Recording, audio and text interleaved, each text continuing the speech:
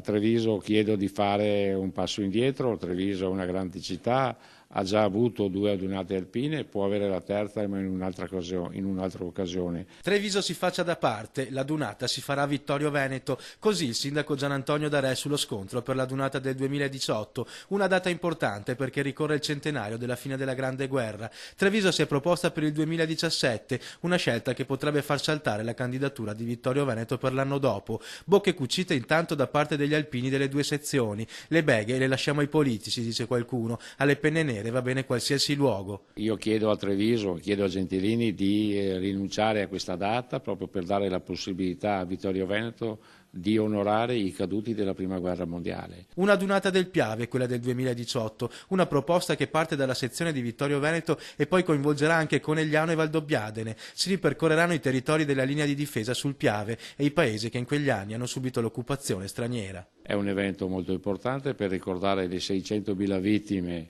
della Prima Guerra Mondiale, ma soprattutto è un evento importante fare la dunata alpini a Vittorio Veneto anche per ricordare tutti i soprusi, le angherie e le difficoltà che hanno patite tutta la gente della sinistra Piave, terra di occupazione. I problemi logistici li supereremo, continua il primo cittadino di Vittorio Veneto. Voglio vedere le penne nere sfilare tra Serravalle e Ceneda. Penso che Gentilini sia innamorato di Treviso, ma si ricorda benissimo di Vittorio Veneto.